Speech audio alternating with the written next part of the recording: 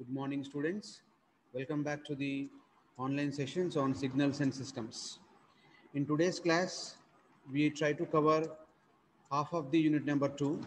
So before we proceed further, covering about the second unit syllabus, I would like to discuss about the previous class concepts, which are really helpful for us in dealing with unit number 2. In the last class, what we discussed is we discussed about some of the special time limited signals. Okay. So what do you mean by a time limited signal? A time limited signal is nothing but a signal which is normally going to exist over a fixed interval of time period.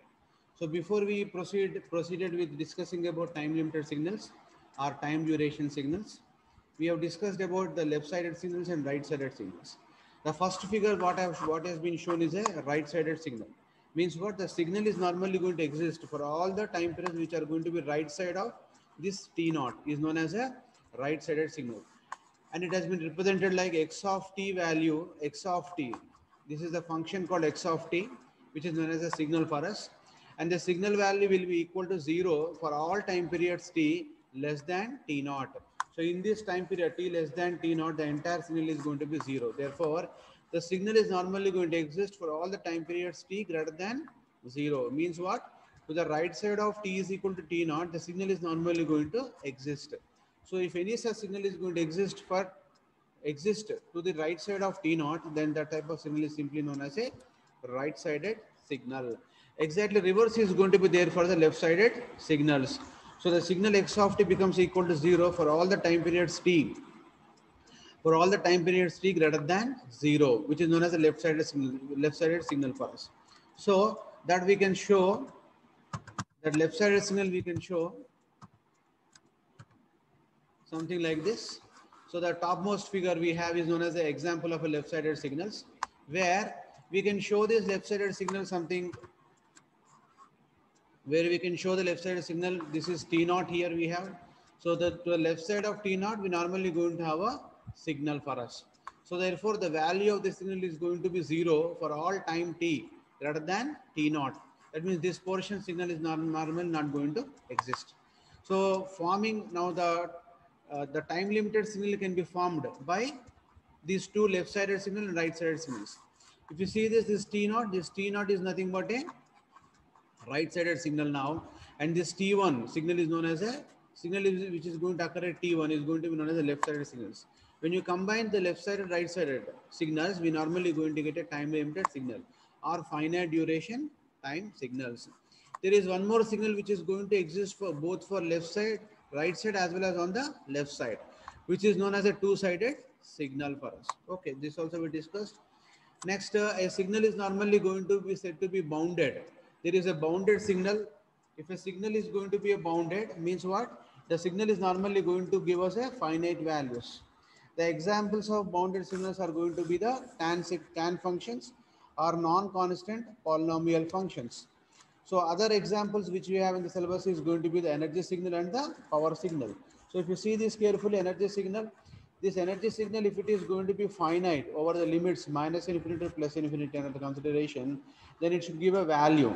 If any signal which is going to be square of this is going to give us a value is known as a energy signal. So for a continuous time signals, we normally going to find out its value by applying the integration. So applying integration means what? We'll be finding out the area of the signal. So here, if the value, if you normally going to get a value, which is the result, which is the result of integration, the integration value of a signal x of t square, if it is going to if it is going to be a finite value over the given limits, then that type of signal is known as a energy signal. Similarly, if the average value, if the average value is going to be a finite, then that type of signal is simply known as a power signal for us. So these to be discussed in the previous class. And a signal with finite, a signal with a non-zero, that is known as finite value. Non-zero is known as a finite value. A signal with a finite average power is said to be a power signal for us usually. Okay. So and next we have discussed about the now a signal with finite energy is said to be energy signal. The average power contained in the signal x is given by something like average power, which we discussed now here, is known as a power signal for us. So any signal which is normally going to give us a bounded values, that means is normally going to give a bounded output. So any bounded output signal is going to come based on the bounded input signal. Then that type of signal is simply known as the bounded signals for us. Okay. So another type of signal is going to be bounded signals. Okay. So which is known as the energy and the power signals. So finally, I can say that energy and power signal simply comes under the bounded signals. And we discussed in the previous class about a discrete time signal representation. So how do we represent a discrete time signal? So imagine now this is a continuous time signal. The signal is going to exist for each and every value of time period continuously here. Now the same signal I am representing with a discrete values. So this signal is going to exist at discrete instance of the time period. Okay. This signal is going to exist at each and every instance of time period. Now here, if the signal is going to exist for finite intervals of time period, it is known as a discrete time signal. So this signal is normally going to exist at a finite intervals of the time period. What is the finite intervals now? See, the signal is existing at exactly one difference. That means this is 0 to 1, 1 to 2, 2 to 3. So that means what? The signal is going to exist at 1, at 2, at 3. That means what? It is going to exist at finite intervals of time period. Therefore, this type of signal can comes under the discrete time signal for us. Okay. So the examples of discrete time signal is going to be what now? Digital audio signal is a discrete time signal for us. Okay. And stock market information is also going to be discrete in nature. Okay. So then after this, we're going to have a signal X of n. Okay, so signal X of n, what is going to be a periodic signal and other signals in terms of discrete nature? Impulse signal. Already we discussed this with respect to time domain and we discussed with respect to discrete domain. So with respect to time domain, the delta of t means what? We are representing in a continuous time domain signal. In the case of discrete signal, we are representing in a discrete time. So therefore, we represent the value which is on x-axis is going to be the finite value. N is going to be finite in nature, and this delta is depends on the finite value. Therefore, I can represent this as a finite represented values. So a signal x of n is going to be periodic in nature. It's going to be a periodic signal if there exists a real values of n, such as your x of n becomes equal to x of n plus capital N naught with a fundamental period 2 pi by n naught. So this 2 pi by n naught is known as a fundamental period for us. So this 2 pi by n naught is a fundamental period for us. And obviously, as we discussed, this discrete time impulse signal is also known as a Kroker-Nicker delta function. Okay, it is known as a delta function where the value is going to exist at only single instance of time. That means at n is equal to 0, the value would be is equal to 1. For all other values of n other than 0, the value is going to be equal to 0. Such a signal is simply known as a impulse signal for us. And this impulse signal, unit impulse signal, can also be called as a Kroker-Nicker delta function. Okay.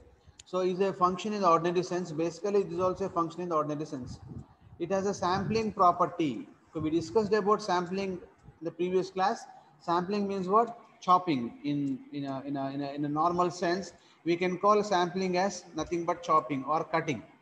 So we are normally going to cut the analog signal to get a digital signal. So there we normally use the property, normally use the process called sampling. So here, it is normally going to support a sampling property. That means here, say here, what is that we are doing now? We are going to chop the signal x of n with respect to the delta function represented in the discrete domain. And we normally going to get what now? We normally going to get this a into x of n naught. So it is analogous to simply multiplying the signal with 1. What is delta? Usually delta amplitude is going to be 1. So if delta is equal to 1, it is something like 1 into something is going to be that something. 1 into x is equal to x. 1 into y is going to be y. So here 1 into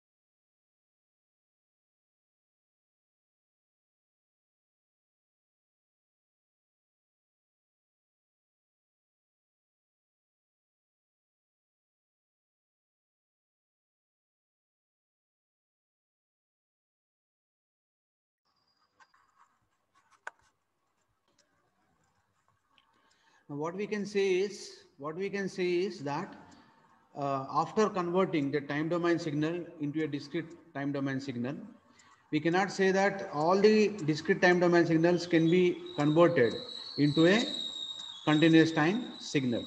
So with this example, we can say that even though x1 of t is not equal to x2 of t, but y1 of n would become equal to y2 of n for all the values of n. So this is what the inequality which we can find out whenever we normally going to involve the process called sampling here. Under under any constraints, under the absence of any constraints, we'll be getting these kind of situations in the case of the sampling. That means the sample signals cannot be inverted back, cannot be fully inverted back correctly. Okay, so this is what one of the drawback of the sampling which we can say. Now here, how do we perform the sampling action now? The sampling can be represented by using a impulse train. So here I've used a symbol called sigma. Sigma is nothing but sum of symbol. So after sampling, what we normally going to represent this as? So this entire signal is represented mathematically by a sum of operation. So always remember that the discrete time signals are represented by the symbol called sum of symbol, and continuous time signal is represented by integration. So these two are the important relationships.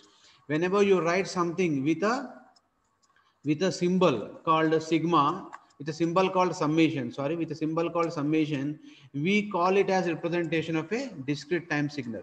Whenever we write with a symbol called integration, we simply call it as with a simply call it as representation of a continuous time signal.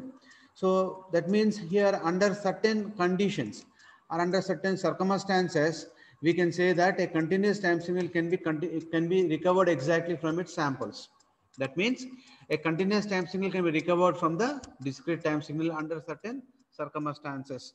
So by applying certain constraints or conditions on the signal, we can always say that a discrete time signal can be used to represent the continuous time signal exactly.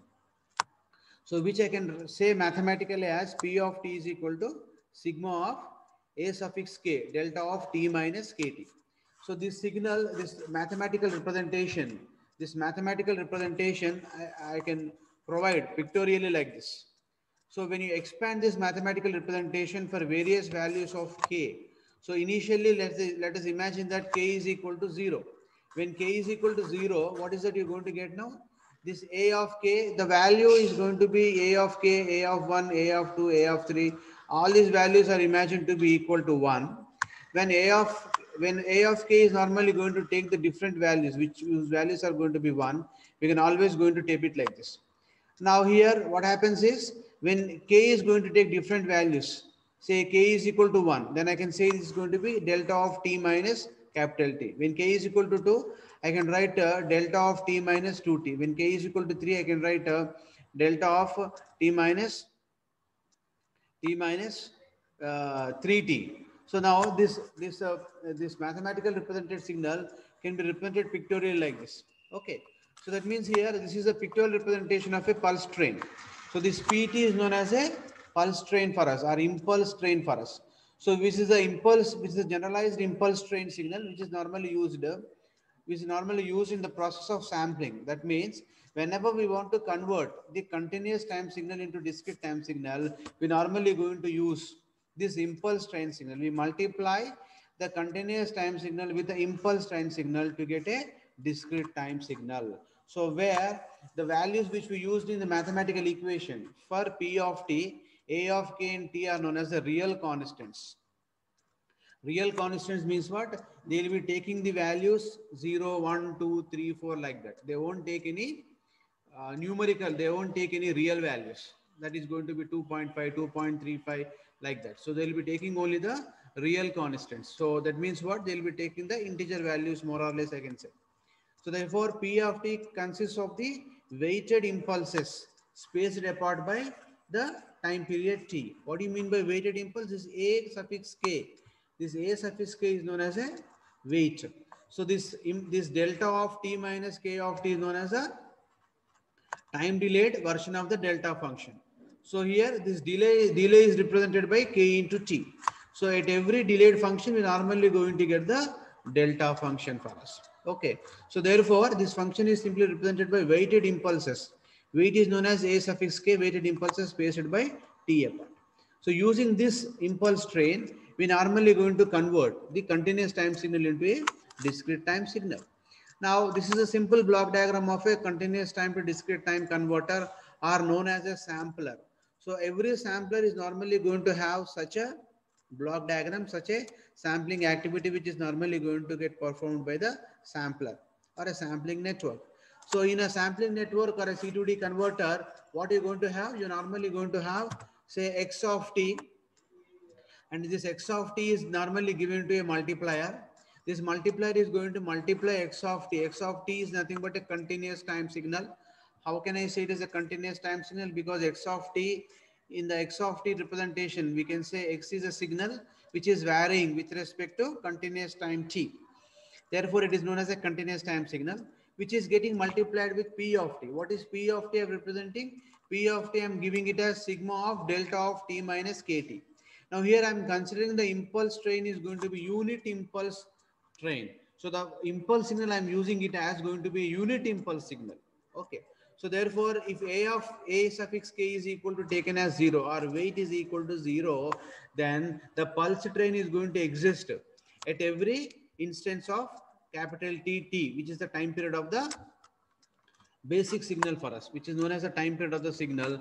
For every instance of time period t, we are normally going to have a unit impulse signal, which is nothing but delta of t minus kt.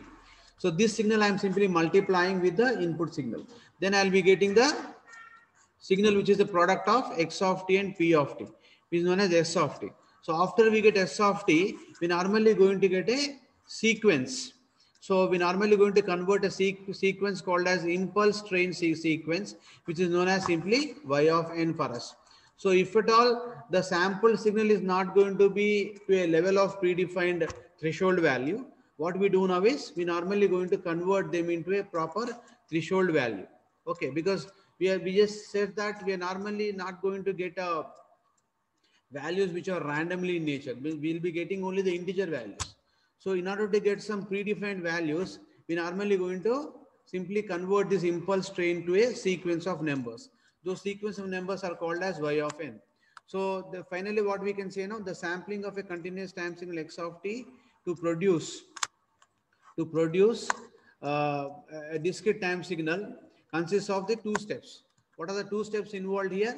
First of all, we normally going to multiply. So first of all, we normally going to multiply. After we multiply, then we normally going to get a sequence of signals. Two steps we normally going to do. So multiplication is done by simply multiplying x of t with p of t. There we normally going to get impulse train. After we get impulse train, we normally going to convert this impulse train s of t to a sequence y of n by forming a sequence from the weights of the successive impulses in s of t. Okay, after that, we say that we got a complete discrete time domain signal. We got a complete discrete time domain signal. So in the time domain, the impulse sample signals is given by what now? As I said, it is simply multiplication. So we normally have a multiplier. Initially, we're going to have a multiplier which multiplies the continuous signal x of t with say some p of t. So P of t is also going to happen continuously. So I can just say simply it's going to be P of n. Okay. P of n into t, as I can say. So P into t or P of n into t, where I can write this P of t is equal to A of k delta of t minus kt as I have represented previously. And the frequency domain signal. See, this is S of t is in time domain, and I'm representing this S of t in a frequency domain. So after applying the Fourier transform, to the time domain signal, we are going to get a frequency domain signal. Means what? S of omega. Omega is nothing but what now? 2 pi f. Means what? This S depends on the frequency. So here we can represent this frequency domain signal after this multiplication. What I can represent this as, this actual time domain signal is simply going to have multiple copies. It is going to get shifted in the time domain by equivalent frequency domain omega s signals. So this will show just in the next slide how it is normally going to get represented. Means what will be after sampling, we'll be getting multiple copies of the actual baseband signal spectrum representations. Okay, so this is what the spectrum we have. This omega s by 2 pi, omega s by 2 pi is going to represent that we are representing with respect to the complete time interval. So the complete time interval is going to exist from 0 to 2 pi. So the average value is going to be 2 pi minus 0. So therefore 2 pi. So finally we'll be getting a signal in a frequency domain like this. Okay. Now here we have two other things. We have another important concept like aliasing here. What is aliasing? In the process of sampling, we normally going to come across a concept, a problem called aliasing concept, aliasing problem. So here after sampling, if the sampling is not really proper, what will happen now?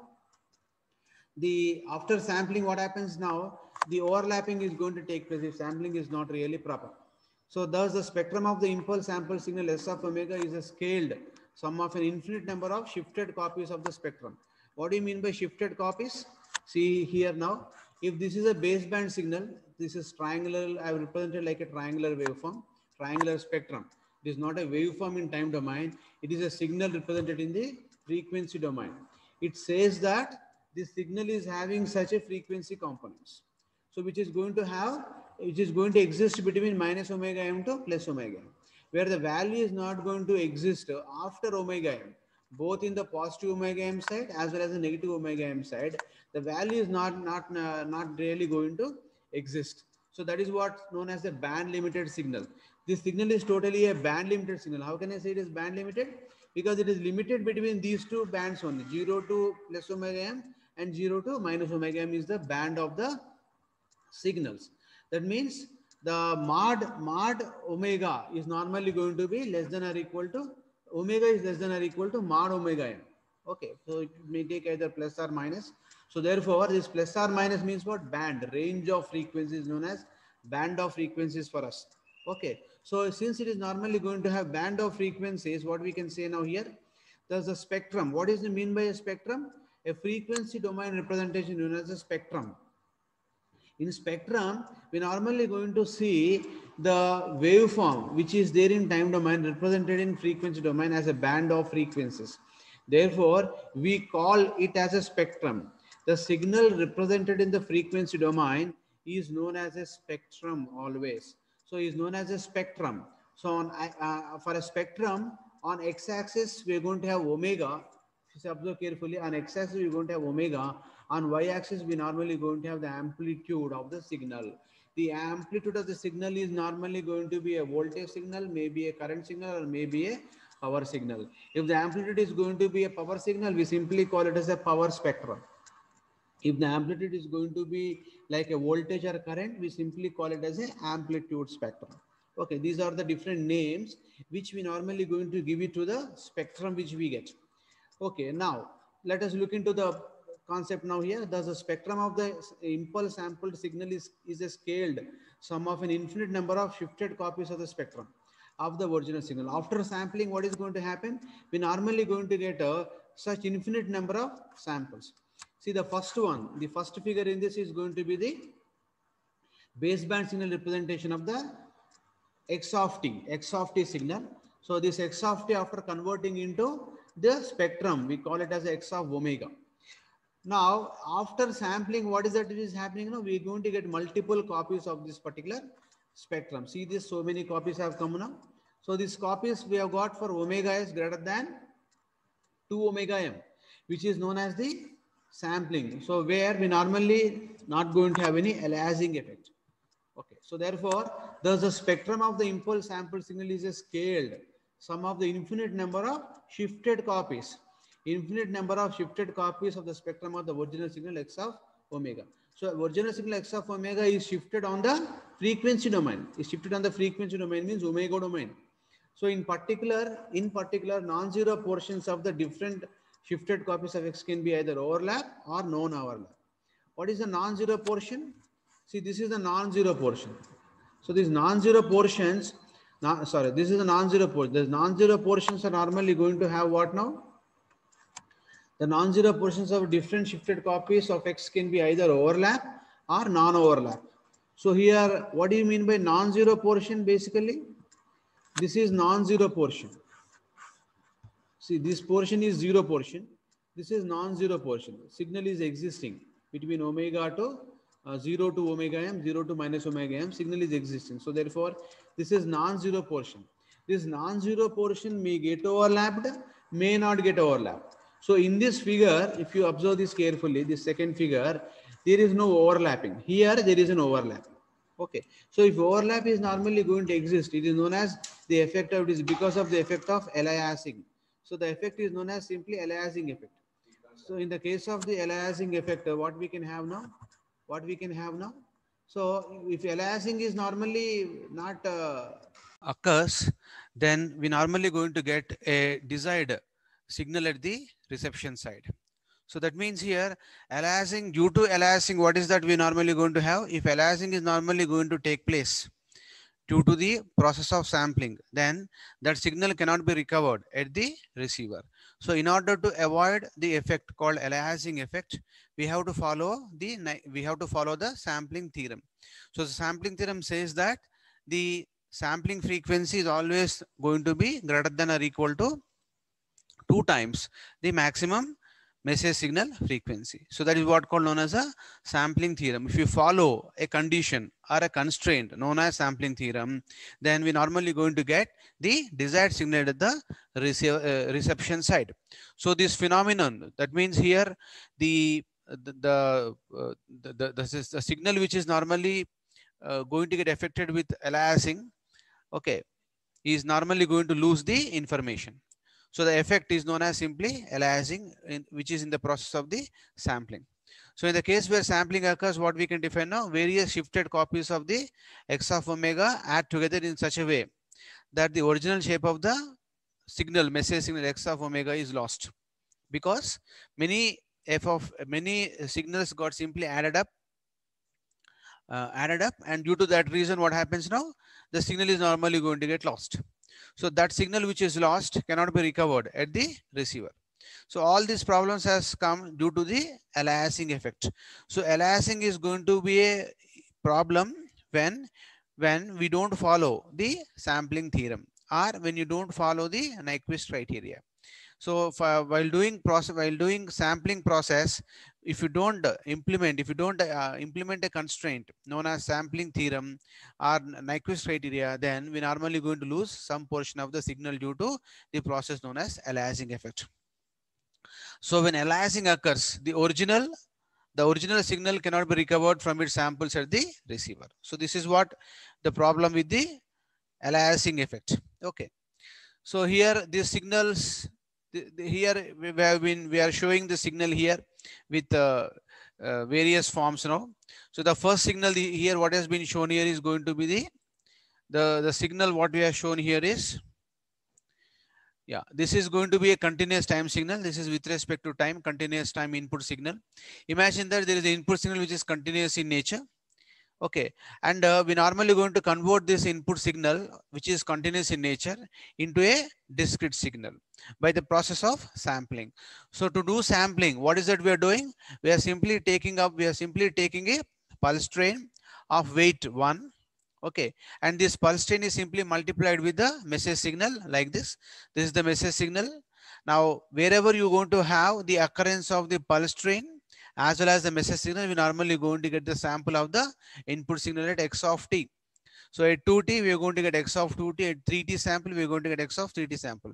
So like this, we normally going to get various samples of the signal. So after sampling, what is that you're going to have now? We represent the discrete time signal, and we call these outputs are going to be the output sequences. Okay, so this is what the normal process of sampling. So same process has been explained in the block diagram in the previous slides. So in the block diagram, if you see carefully, you got a message signal which is with respect to time, and you got a pulse train, okay, which is nothing but the sum of the impulse functions which are going to happen at t minus kt time period, and these two are normally going to get multiplied in the multiplier circuit. So after we get a signal which is a converted form of the message signal, we normally going to write that as a discrete signal, but not a full form. So full form is normally going to get after we convert that impulse train to the sequence. Okay, now what is this sequence known as going to be like? So these values, the value which we are going to get here, exactly we are getting it 2. Here somewhere nearer to 4. So we equalize this to 4. So here this value somewhere nearer to 3. So we equate it to 3. So like this, we normally going to generate the equivalent sequence from the samples what we have got.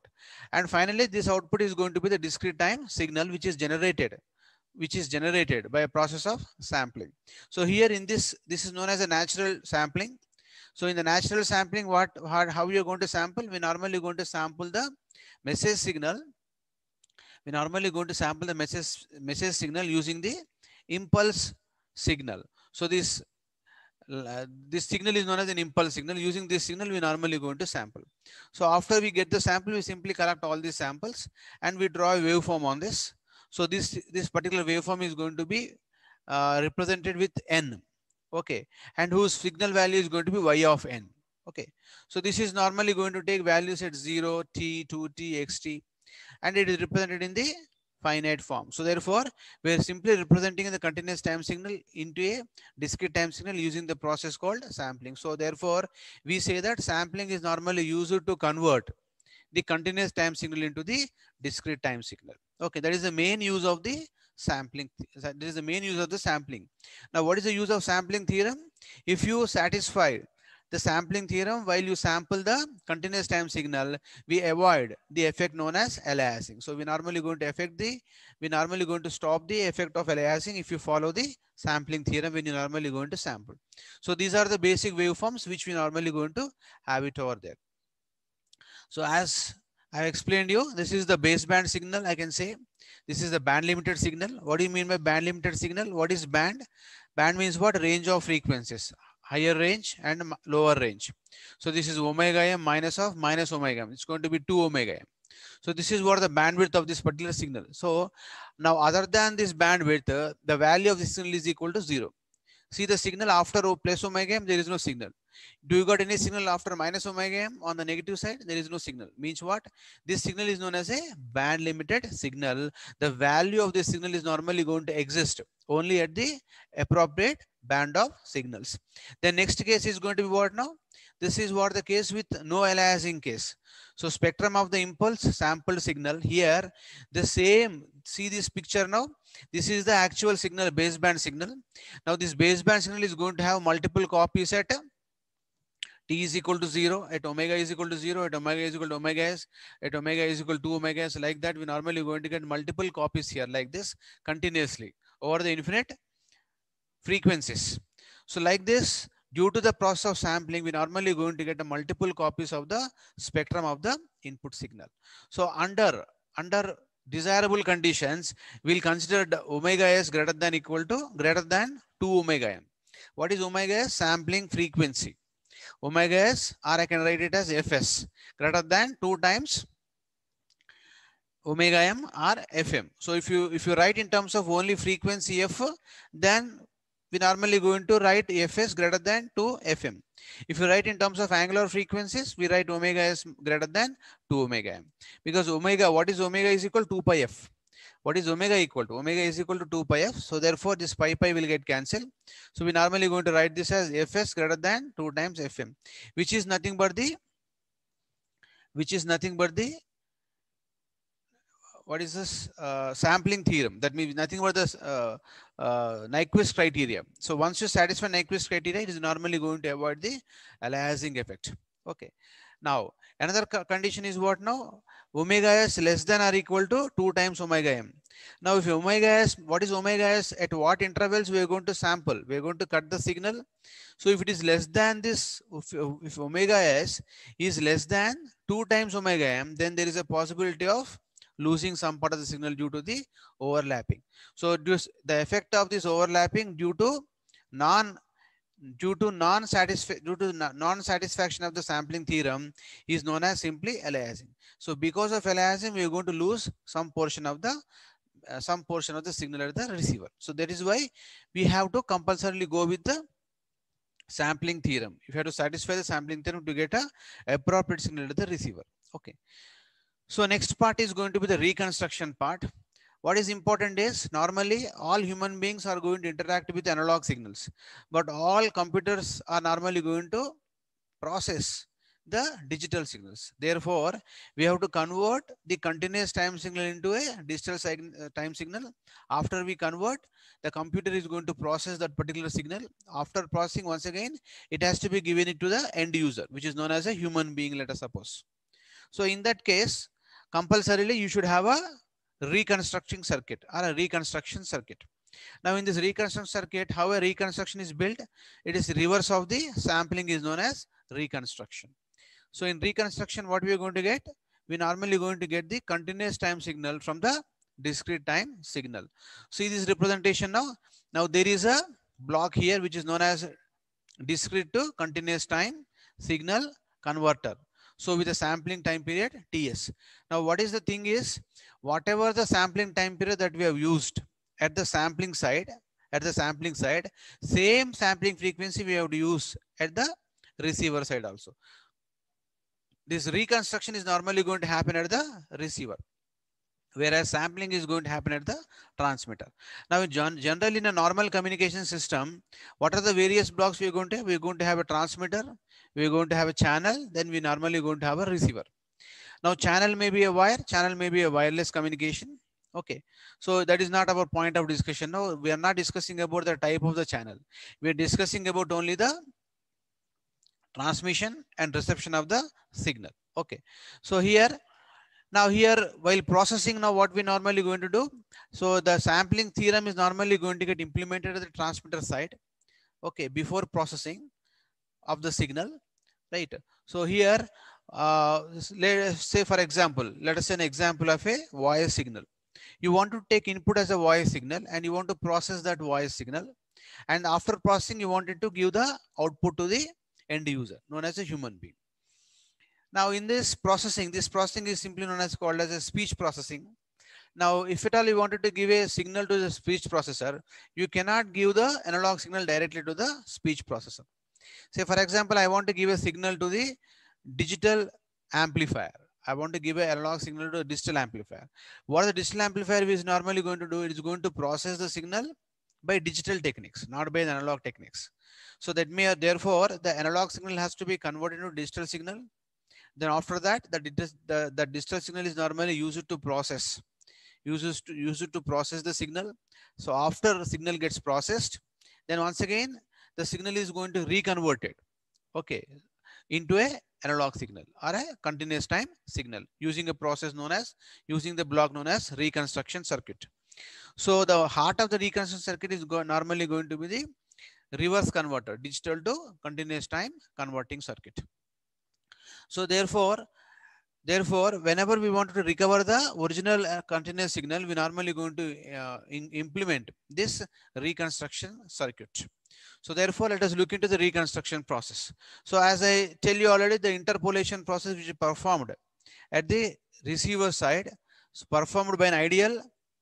The interpolation process which is performed by an ideal digital time to continuous time converter shown below transforms a discrete time signal y of n to the continuous time signal x of t tilt. What is this x of t tilt? That why is that I have written this?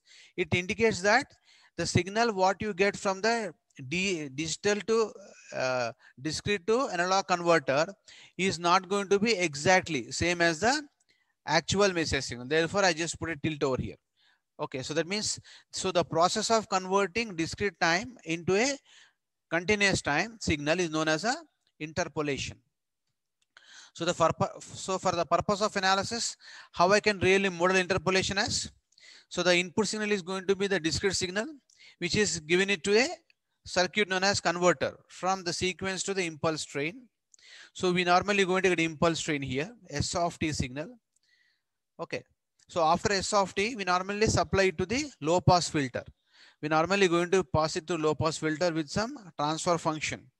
Okay. This transfer function is equal to some rectangle function of t into omega by 2 pi. Okay. So this is what a transfer function that low pass filter is normally going to have. Now, what is the purpose of low pass filter? Low pass filter is normally going to recover the low frequency signals. The attenuation to the low frequencies is going to be very low by if you use a low pass filter. So the low pass filter is going to stop all the high frequency components. It is going to allow only the low frequency components. So therefore, we normally going to use the low pass filter whenever you want to recover the continuous time signal. So here this circuit is normally going to convert continuous time signal into a, sorry, this circuit is normally going to convert a discrete time signal to a continuous time signal. Okay, so this particular circuit is known as a general block diagram of a reconstructor circuit or interpolator. Reconstructor circuit are known as interpolator circuit. Okay, the next one is going to be like the inverse Fourier transform. This reconversion is normally going to taken place by a process by applying a sync pulse. That means the system which is normally going to the system which is normally going to process this particular signal is going to be the sync pulse. So that means the reconstruction of a continuous time signal x of t from its samples y of n of samples consists of the following two steps. Therefore, it is going to have two steps as we discussed in the case with the sampling also.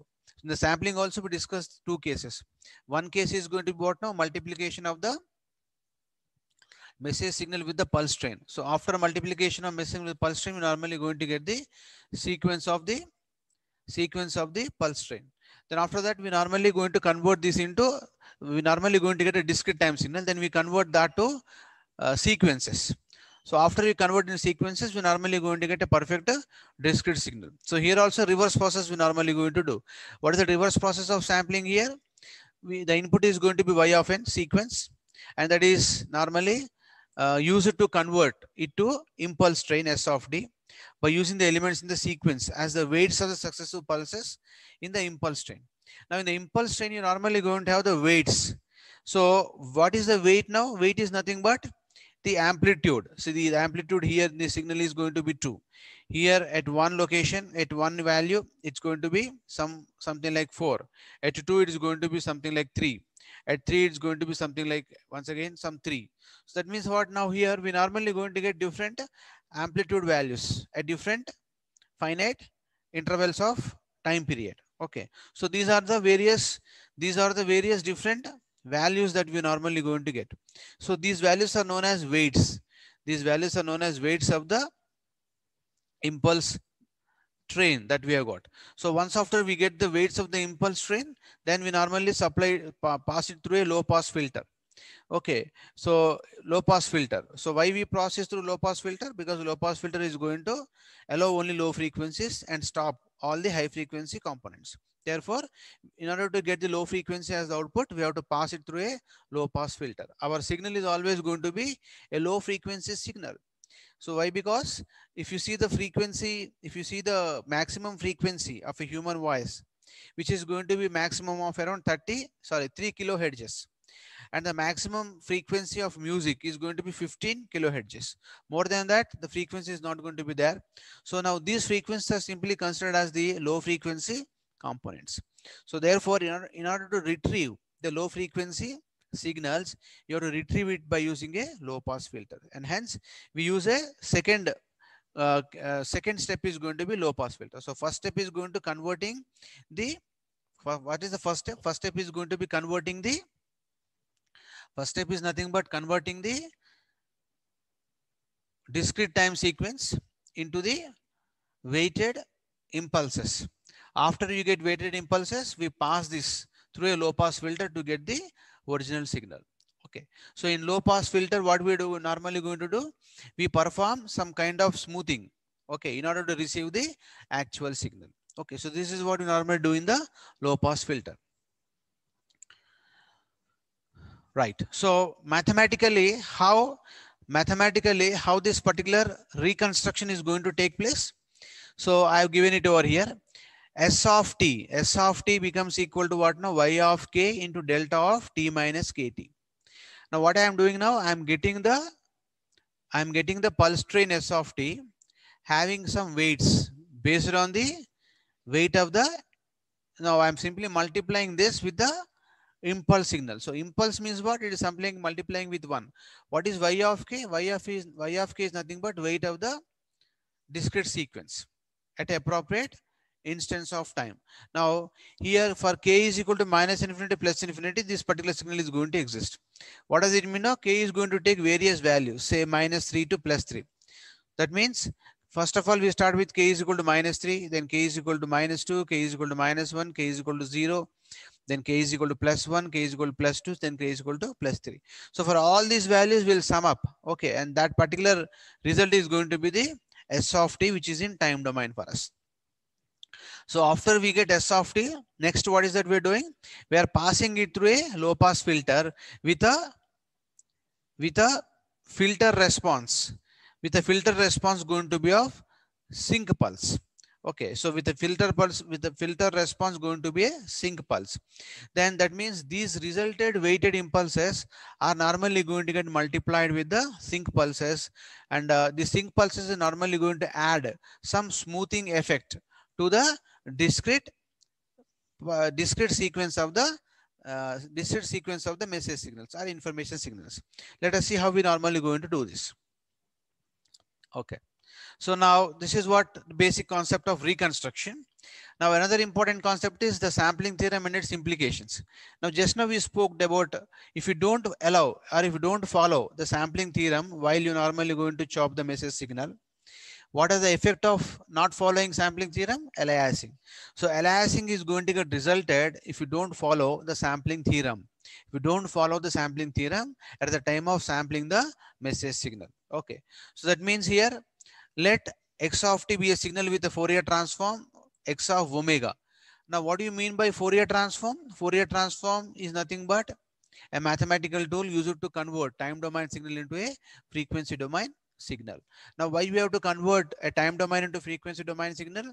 If at all you want to design any system, electronic system, you should understand the working of it in the frequency domain, because for various frequency components one should understand how the circuit is normally going to behave.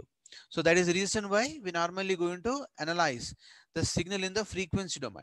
In order to know the frequency in the frequency domain, we normally employ a transform known as Fourier transforms.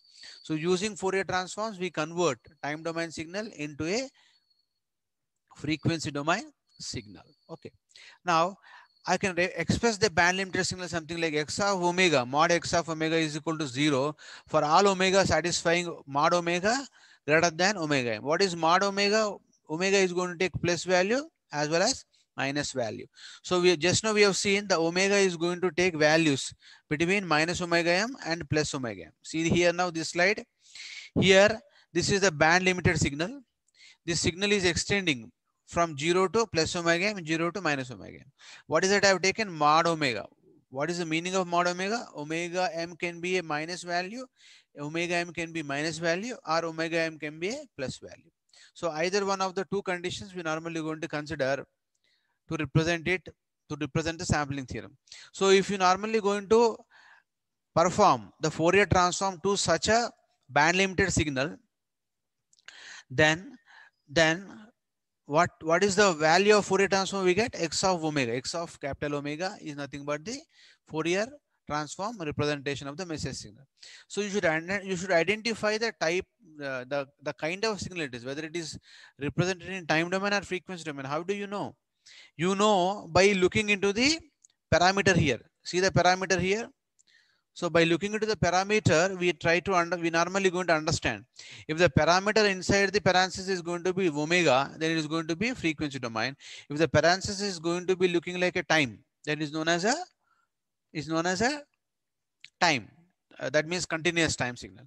So that means this is a representation of Fourier transform. That means signal with respect to frequency. If I write x of t, then I can say that it is a continuous time signal with respect to time period. It is also a continuous time signal with respect to the frequency node, but not time period. Now then x of t is uniquely determined by its samples. Now how do we determine the x of t? We normally going to sample for all the integers n for omega s greater than 2 omega m. So the sampling rate should be compulsorily greater than 2 omega m.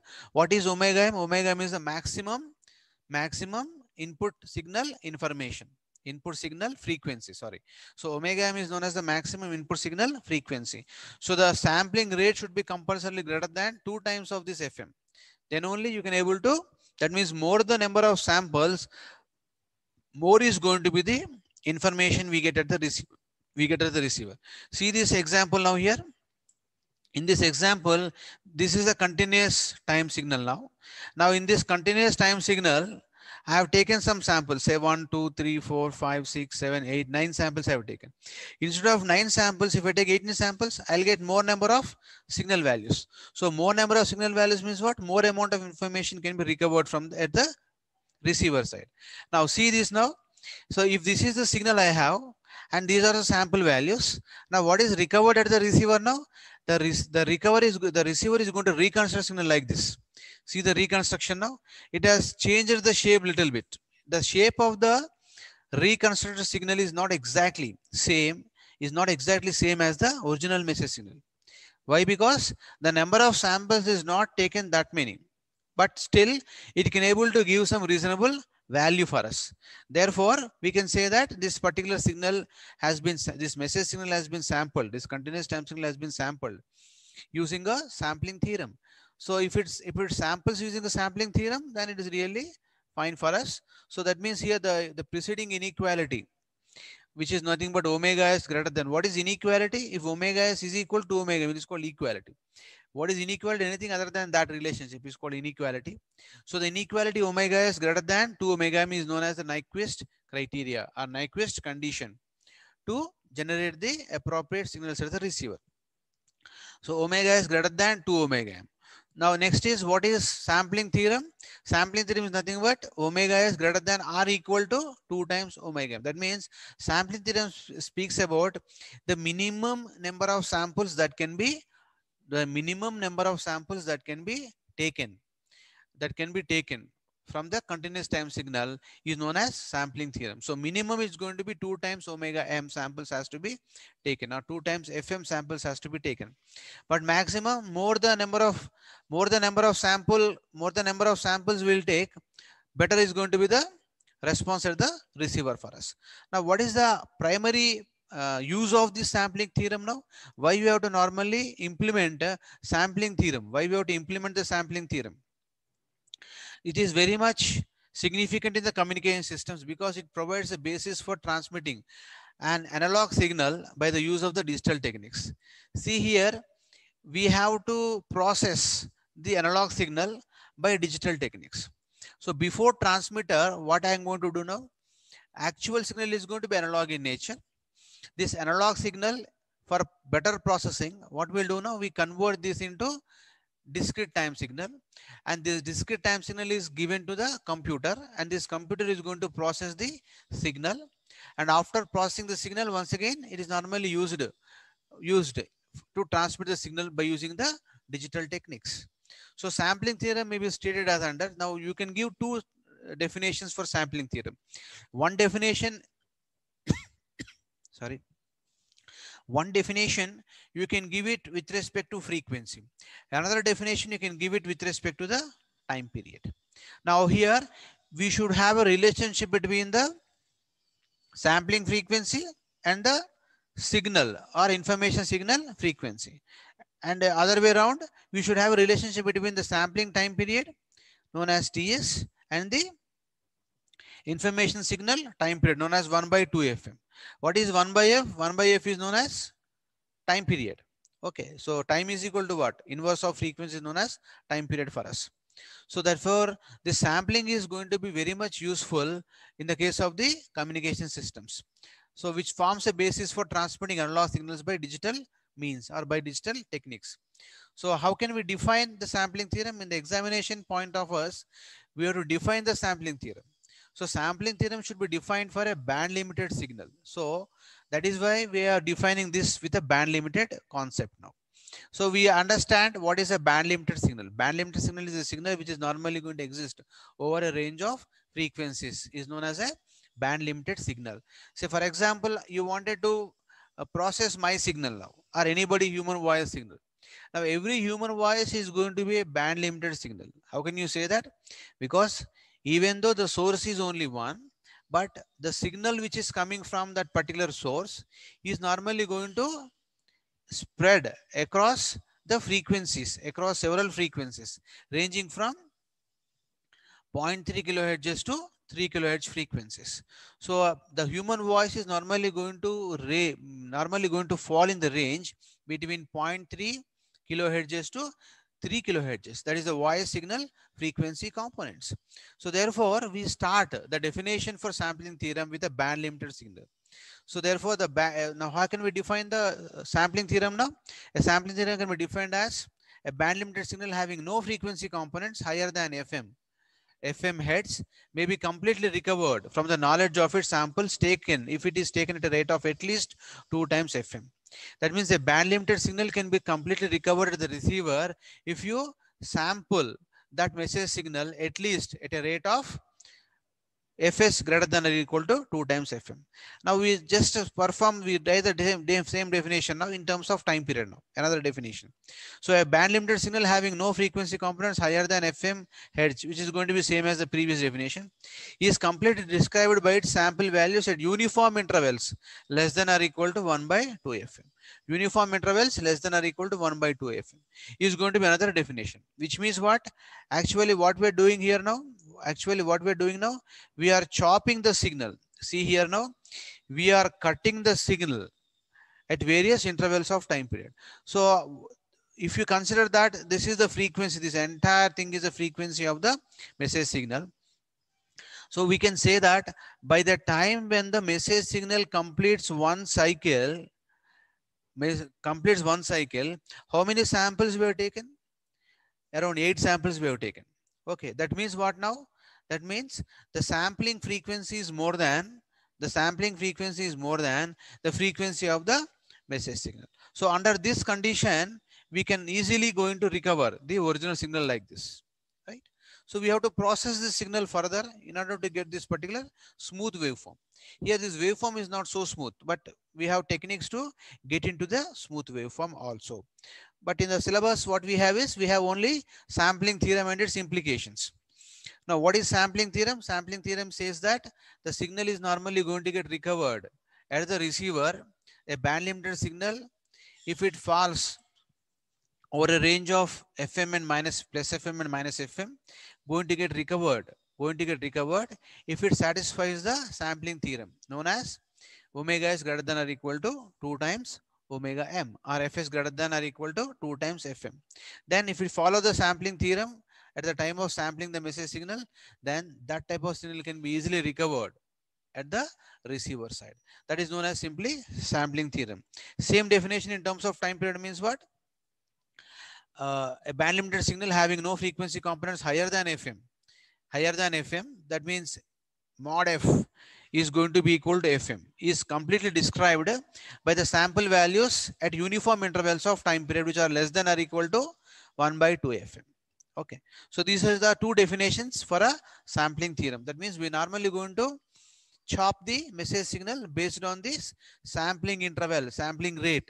So this Fs is known as, this relation is known as sampling rate. The sampling rate should be compulsorily greater than or equal to 2 times Fm. That means how many times we normally going to cut the message signal with respect to the frequency of the message signal.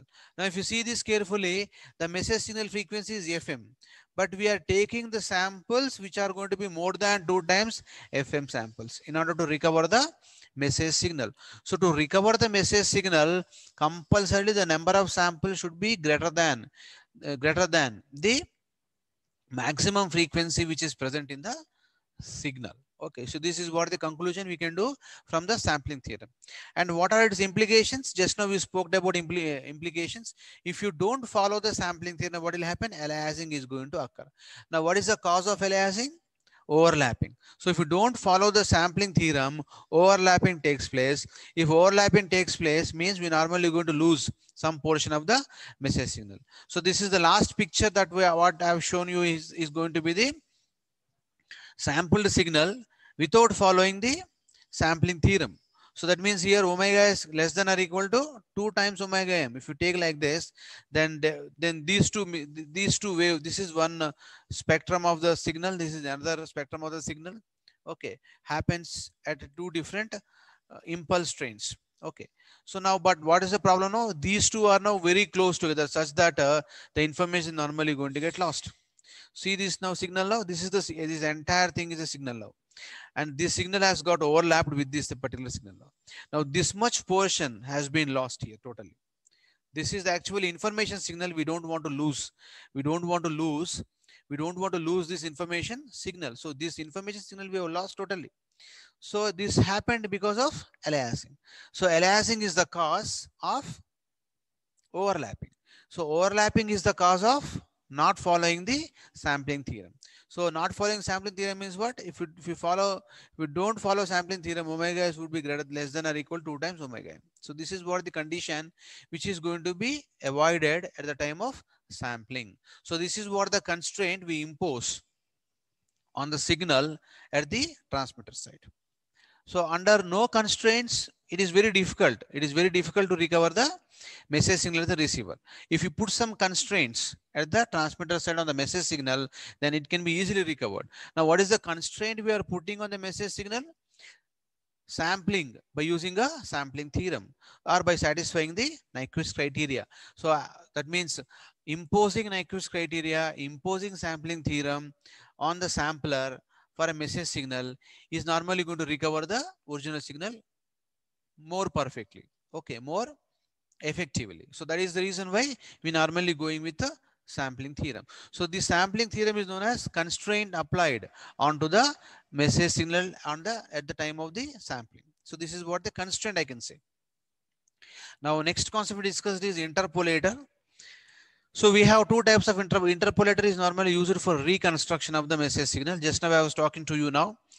Reconstruction means what? Recovering the original message signal from the discrete time sequence, So this we can normally do by using the interpolation. So that means smoothing of the waveform can be done by using the interpolation. Now what is the general block diagram of interpolation? The general block diagram of ideal interpolator is normally going to be like this. What is interpolator? What is inter? Anything is in between 2 points is called inter. What is polator? It is normally going to complete the signal shape or smoothen the signal shape in between the 2 points, 2 intervals. That's why it is known as interpolator. So what is the basic block diagram of interpolator? Let us look into this now. So basic block is going to comprising of, actually this is the basic block. So x of t and p of t is multiplied to get s of t in the case of the sampling theorem. Now to explain ideal interpolator, what is the input to the interpolator? It is going to be the s of t. So s of t is equal to xp of t now. Why it is called as xp of t? We normally got a pulse train now. It is going to be a pulse train whose amplitude or weights of the pulse depends on the amplitude of the message signal. Whatever may be the value of amplitude of message signal, same thing we normally going to get as weight in the pulse train xp of t. Now that is what the signal which we have got, which is the output of the sampler circuit. Or I can call this as a sequence, pulse sequence. Okay. Now this sequence is simply applied to the interpolator. This is what I was talking to you. Now our information is always a message signal. Message signal means what? Low frequency. Therefore, in order to get the low frequency, we have to use the low pass filter. So I'll be using a low pass filter with a transfer function, say h of omega. And the output is going to be a response signal with respect to time period. So xr of t, what is r stands for? Response signal with respect to time period. Okay, so the input information signal is going to be x of t, recovered signal is also going to be x of t. Only thing is this is recovered from the interpolator at the receiver side. This section is up to here is normally going to have at the transmitter. This section, that is low pass filter section, will be having at the receiver section of the communication system. So the main application of sampling theorem is utilization of sampling theorem in the communication systems. So whenever you want to communicate some signal to a long distance, maybe using wire or maybe wireless, you have to undergo sampling. Why? Because all the processing circuits are going to be digital circuits. They are not the analog circuits. Since all the processing circuits are digital circuits, you have to compulsorily convert the analog signal into a digital signal. If you don't convert the analog signal into digital, so if you don't convert the analog signal to digital signal, what is the drawback of that? It cannot be processed by the computer. So in order to make it to get processed by a computer, compulsorily we have to convert the analog signal into a discrete time signal. How we can do that conversion? We can do that conversion by using sampling. So sampling is a process of converting continuous time signal into a discrete time signal. What is interpolator? Interpolator is reverse. Okay, interpolator is normally going to convert a discrete time sequence signal into a continuous time signal. Okay. Now, what is the process which is normally going to be done over? Let us see. What is xp of t or known as s of t for us when we discuss with respect to the sampling theorem? In the sampling theorem, we discuss this x of p as s of t. So this xp of t is equal to how I got now multiplication x of t and p of t. We got this. Okay. Now here, this is the result of sampling with p of t. What is basically P of t? P of t is going to be a impulse train, is going to be an impulse train of unit amplitude. The weight of the thing is going to be unit amplitude ideally. So therefore, this is what the symbol now we have for a discrete signal. How we represent discrete signal? By using a this symbol called sigma. Using sigma notation, we represent a discrete time signal. So therefore, discrete time signal is going to occur at every impulse signal. So delta of t minus nt is what now? It is known as a impulse signal represented in discrete time domain. How I can say it is discrete? Because I am using n here, I am using sigma here instead of integration. If I use integration, it is called continuous signal representation. If you use notation known as sigma, it is known as a discrete time signal notation for us. Okay. Now, this xp of t, we can write as equal to what now? Now, what I'll do is now this x of t, the values of x of t is going to come at every instance of n into t. At every instance of n into t. Therefore, I'll be taking this x of t inside this particular summation. So, if I take this x of t inside this summation, what is that I can normally going to get? I want to get the signal values at every value of n. Where is the signal? X of t is a signal. Now, x of t is continuous in nature. This continuous signal I am converting into discrete time signal. That means at a discrete values. What discrete values? Small n into capital T. That is a discrete values. At every discrete value, which is governed by the impulse signal t minus n into t, we want to get the actual signal. So we will be getting the actual signal by simply taking this into summation. So here I'll be getting the signal, something like x of nt into 1. What is that signal now? Where we got this one? At n into t. So at n into t, at every n into t, we'll be getting the signal sample. We'll be getting the signal sample. So this is what we are writing here as signal sample. Okay. So therefore, we have brought this x of t inside this particular summation symbol. When we get this into summation symbol means what? We'll be getting the value for x of nt. Okay. So it is something like x into 1 is x. So the x is going to come at an instance where we really want the value. So we want the value at n into t, where t is nothing but the sampling time period for us. Okay. So n is going to be the finite value, taking from minus infinity to plus infinity. So like this, we'll be taking all the values. Okay. And we call them as the pulse train values. So after we get this pulse train values, in reality, what is pulse train actually? Pulse train is going to be a suffix k delta of t minus kt, where a suffix k is known as the weight of the impulse signal. Now here in this example, I'm taking weight as equal to 0. Weight of the impulse signal is equal to 0. Therefore, a suffix k, I simply going to take it as equal to, take it as equal to 1, not 0. So this a suffix k, we're going to take it as equal to 1. Why? Because I'll be considering the unit impulse function. So since I'm considering unit impulse function, I'll be taking this a of k is equal to 1. If I take it as 1, I can write it as p of t is equal to, now p of t is equal to simply summation of delta of t minus kt, I'll write. This is what the representation we normally going to have it over here. Now at the receiver, we normally going to have a low pass filter whose transfer function is nothing but equal to h of omega. Now here one more important point we have to discuss here is this sampling, this after sampling, this low pass filter is normally going to have a transfer function which is normally governed by the impulse response of an LTI system. We discussed about LTI system just in a while now. What is LTI system? LTI stands for linear time invariant system. So the transfer function of this low pass filter should be an impulse response. That means if you apply the impulse train to this particular signal, what is the response you're going to get?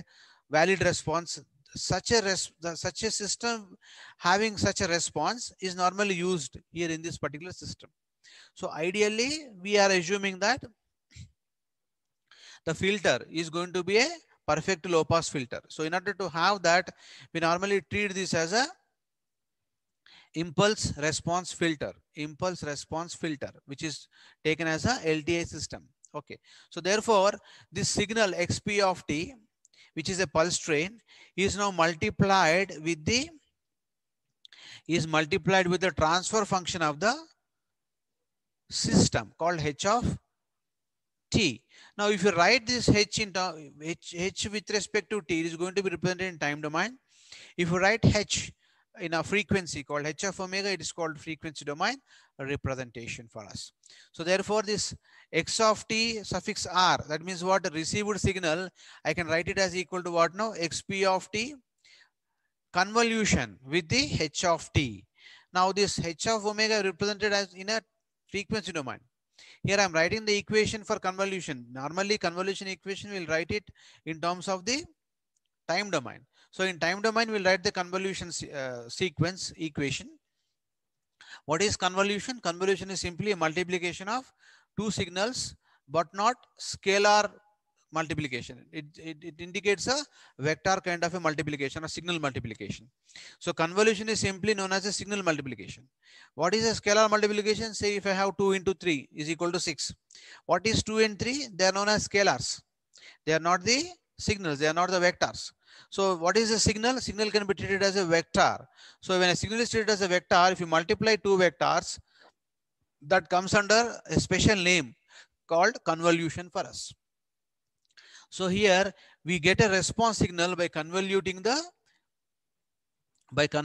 transmitted pulse sequence with the response of the LPF filter. Okay. So h of t is known as the response of this particular filter. When you multiply these two, we normally going to get the output signal. Okay. It is something like if output is going to be y of t is equal to these two. So therefore the transfer function is equal to what I can write as output by input. So transfer function can be defined as simply output by input is known as the transfer function. It is normally going to, why we normally use the transfer function? Using transfer function only, we normally going to recover the original signal. By designing the transfer function of the filter circuit, we will be getting the actual original signal for us. Now, when you expand this convolution, how we expand this convolution now? Now, as we have discrete in nature now, what is the input to the low pass filter? It is discrete.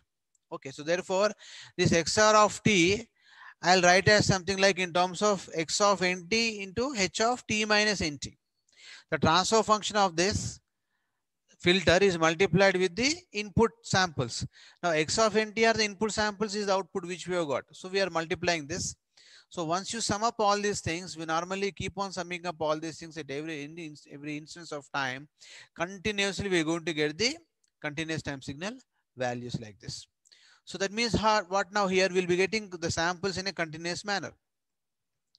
Now this is a sync pulse basic notation. If you assume that the transfer function of this transfer function of the low pass filter represented by h of t in terms of sync function. What is sync? SINC. Sync function means what? Whatever you have it here outside, omega by pi, you'll be having it over here also. That is called sync function.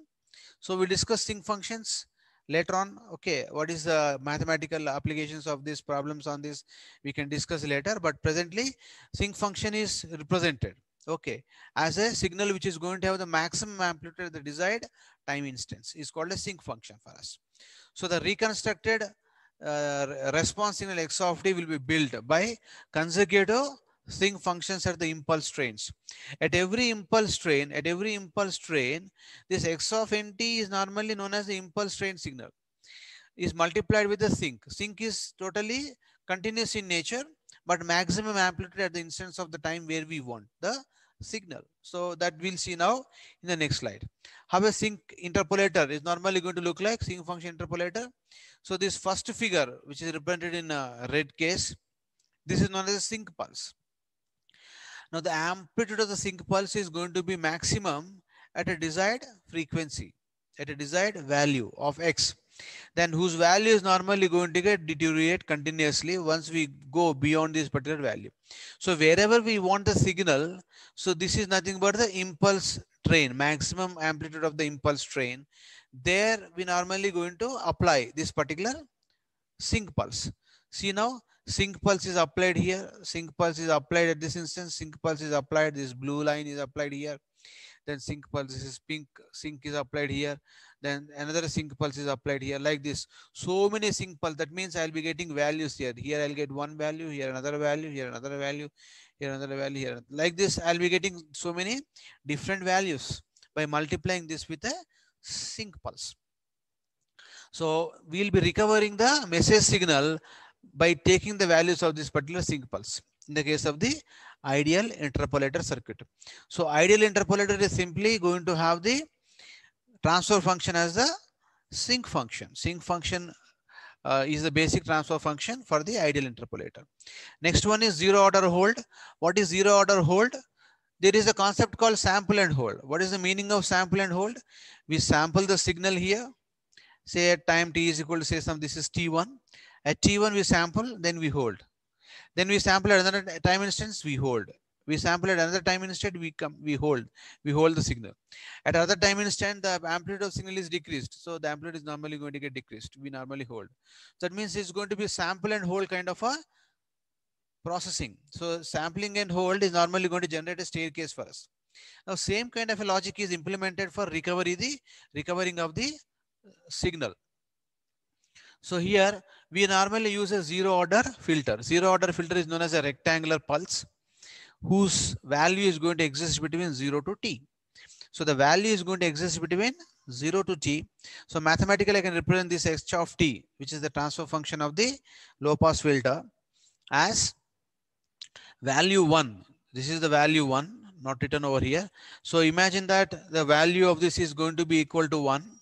This value is equal to 1, and the signal is going to exist between the intervals t lies between this t cap, small t lies between 0 and capital T. Over these limits, the value is normally equal to maximum. So this is known as a zero order filter transfer function. Now what we do now, we simply going to multiply this particular function at the instance. See, we want to recover at this instance. This is what the sample value I got at the receiver. Now I'm going to use a low pass filter. This is a low pass filter. This low pass filter is going to hold this value until the next sample. Once we get a next sample, what will happen now? Once we next sample, there's next sample value I'm going to get. Then it is going to get holded. Then next sample value is somewhat less value. It is going to get holded. The next sample value I got a less value, then the value is going to get decreased. It is going to get holded. So like this, using zero order hold, we normally going to get this kind of a response. Okay. So next one is going to be first order hold. First order hold. First order hold is nothing but a triangular transfer function, triangular signal form. How can I define a triangular signal now? I can treat this is going to be like, this is going to be plus t, this is going to be minus t. So therefore I can simply write this as 1 minus of mod t. Okay, mod t with respect to ts now. So this has to be represented with respect to sampling interval, of course. Okay. Therefore, this t is going to lie between 0 and ts. This mod t is going to lie between this 0 and ts.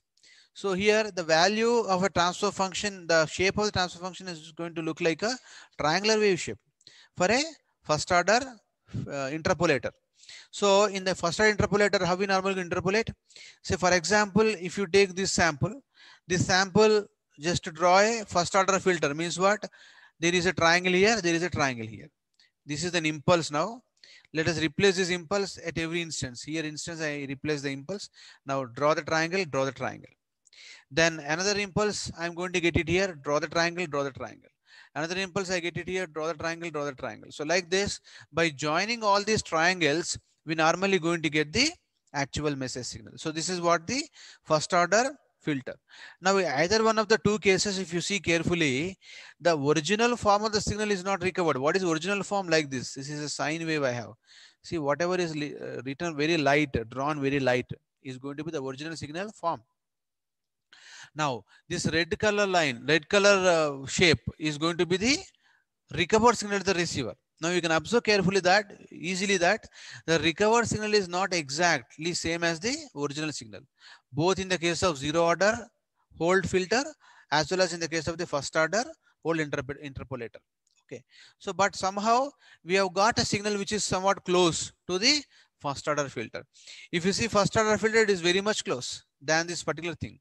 So for practical applications, we normally prefer the first order hold. If you normally increase the sampling rate, if you increase the sampling rate, okay, then you get more number of samples in between this. So the signal is simply going to get smoothened up, more smoothened up. Okay. And there is a possibility of reaching to the original signal here. So the more the sampling rate we are going to implement at the sampler, we will be getting a better signal at the receiver side. Now here the constraint is that whatever sampling time period we use at the transmitter, same sampling time period we have to use at the receiver in order to recover the signal. So this is what a very, very important conclusion for us as far as sampler and interpolator is concerned. Okay. So last topic in first unit, we just touched this elementary discrete time signals. Now we have seen so many classification of continuous time signals.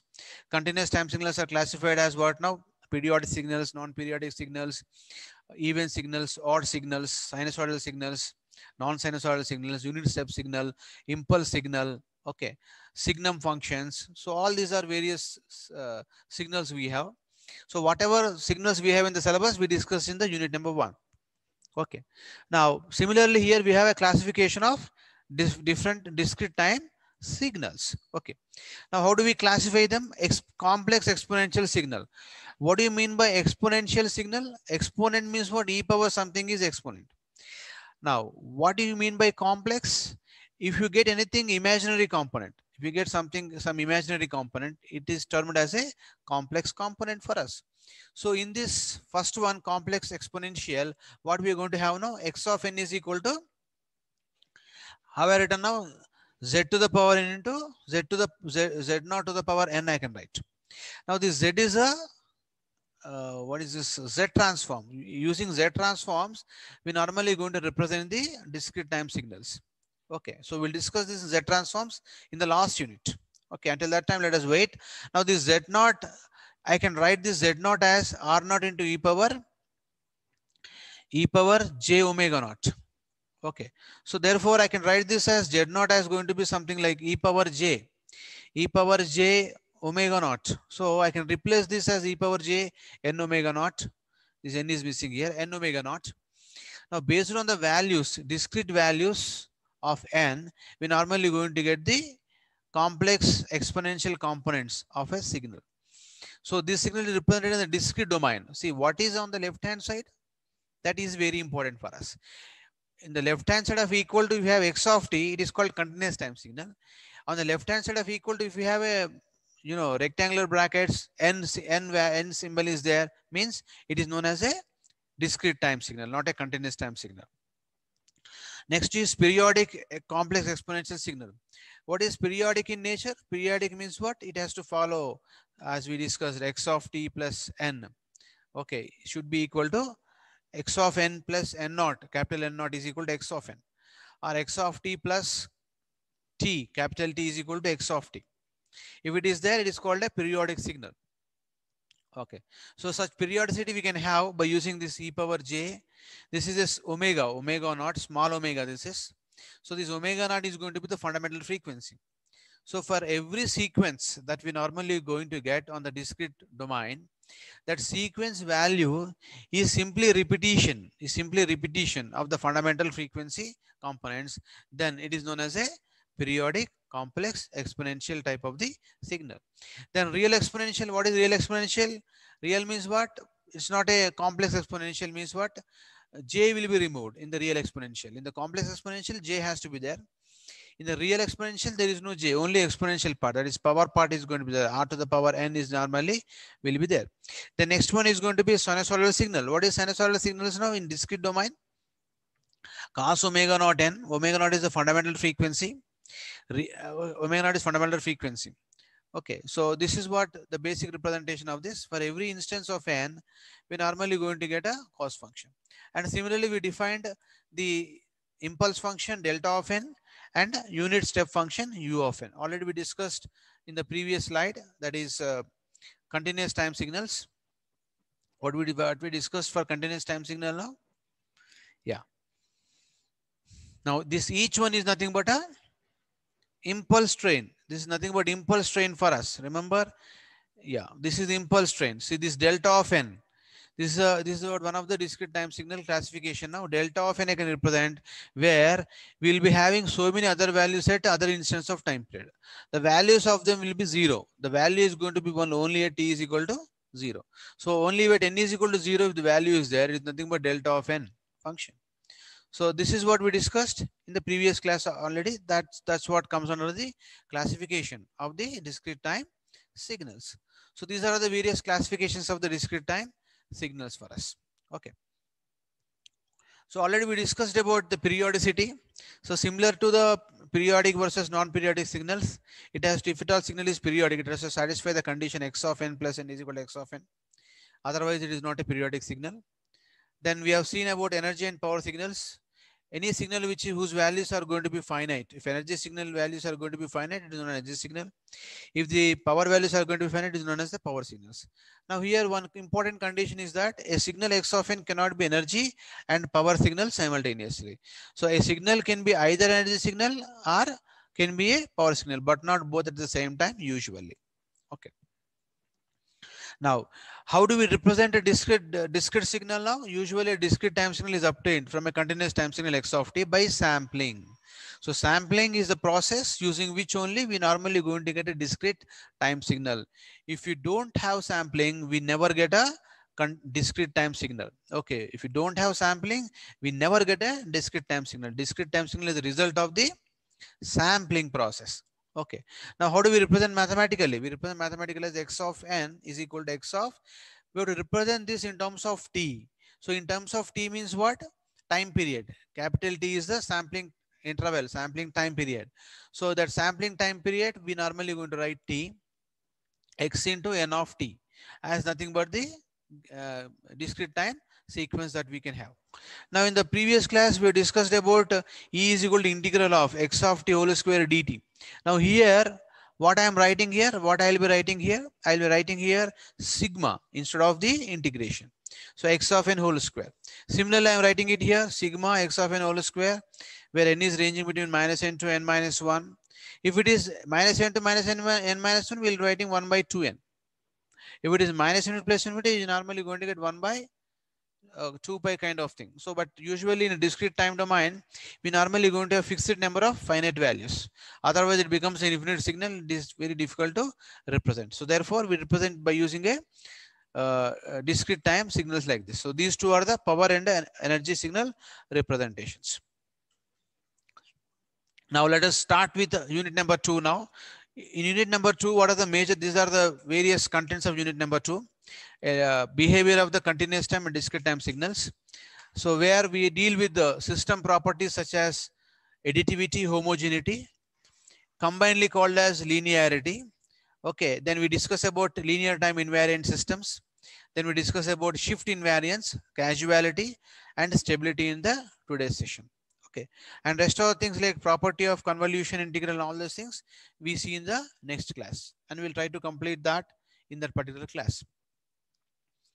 Right. So already we discussed about a signal.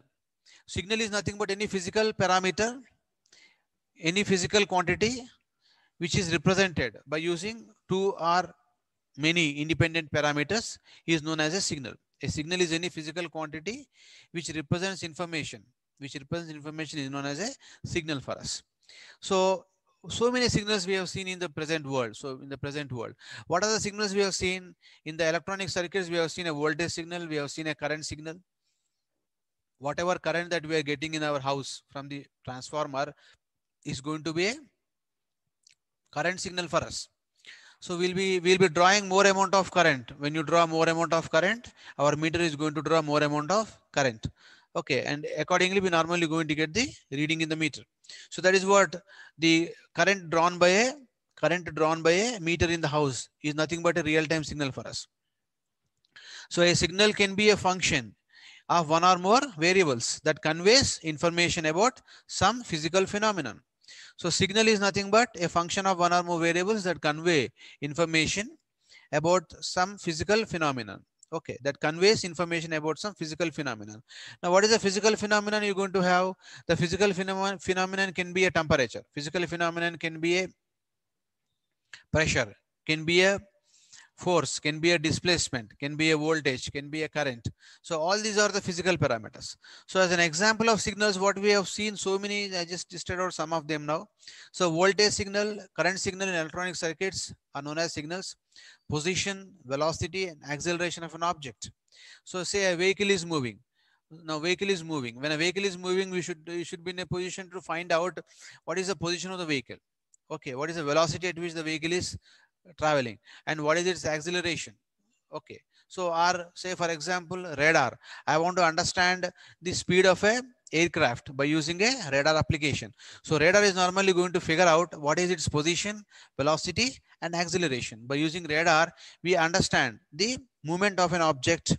Normally it is used in the electronic warfare, especially radar application is used in the electronic warfare, and also the weather forecasting applications. Okay, so just to know about the position, velocity, and acceleration of an object. So all these three are known as the signals for the radar now. So radar uses this position, velocity, acceleration as a signal. Based on that particular signal, it is going to process the signal. The next one is force and torque in a mechanical system.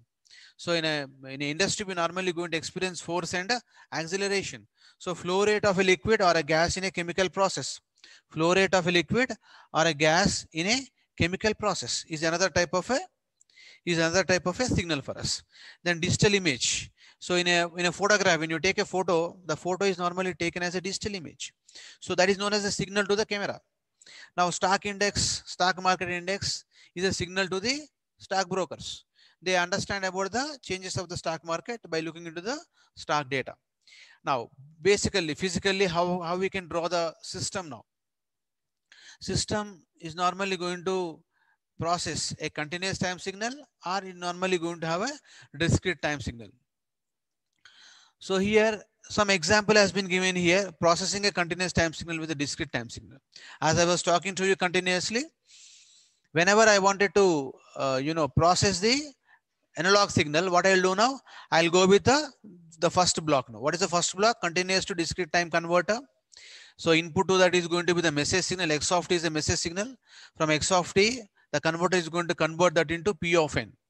So after it converts, we normally going to get a discrete time sequence. Then the discrete time sequence is given to the discrete time system known as a DSP system. And DSP system is going to process the signal by digital techniques, by implementing with the digital techniques. Then after this is once again given to the discrete time to continuous time signal, where we normally going to get the analog signal. After that, we'll be giving it to the actual destination. So this is what the basic structure we have.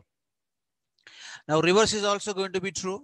Processing of a discrete time signal with a continuous time system. So the input to the system, sometimes you have to process a signal by analog only. By analog means only.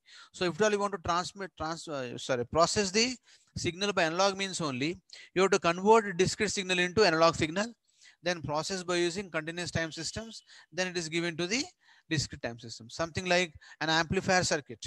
So amplifier is normally going to amplify the analog signals. Therefore, we have to apply the analog signal to the amplifier circuit. So in order to give a signal to the amplifier, we have to compulsorily get the analog signal. So amplifier is going to amplify the analog signal, then it is going to give it to the further circuits. So like this, we normally going to have an amplifier, two circuits now, as a, known as a systems now. Now this entire circuit, these two circuits are known as a systems for us. Similarly, I'll be having a general structure of a communication system. That is what I was talking to you continuously. A system is a congregation or interconnection of many other subsystems. Is known as a system for us. So here in this communication system, so the entire subsystems, okay, combinedly called as a communication system for us. That means communication system is normally going to have a transmitter, channel, and a receiver. So put together all these three is known as a system for us.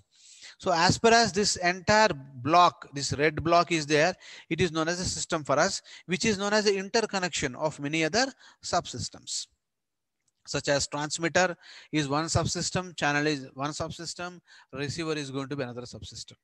Similarly, we're going to have a feedback control system, normally used in the uh, mechanical plants or electrical plants. Okay, where we normally going to have a block diagram like this with a feedback connection. With the feedback connection. So a simple example is going to be water indicators. In a overhead tank, what happens now? Sometimes many people will switch on the motor for the water to get drifted up. Then they forget. What will happen? They'll go somewhere and water will be flowing out. Instead of that, what I can do is like I can put this controller here. So the indicator in the what is that, water sump, water tank. Okay, indicator is going to give a signal to the controller. Now controller is going to give an indication to the plant. Now plant means what? Our electrical appliances. Now plant may be a irrigation plant system. Okay, plant may be any other inventory plant system. So plant could be anything. Then that signal is given, sensed once again through the sensor to the input. Okay. Now if you have a system organized by the controller to switch off the connection to the plant, then what will happen now? Simply switch off the motor by itself. Once the overhead tank is full, the motor is simply going to get switched off. Otherwise, it will be in the loop only. Okay, continuously. So like this, we can just think of our drip irrigation system. So once after the sensor is going to sense that the water is sufficiently poured onto the plants, then the sensor is going to give a signal to the multiplier here or adder here, and the controller is going to sense that it is going to stop dripping the water into the plants. So this is what another control system, which is very useful system for us. Okay.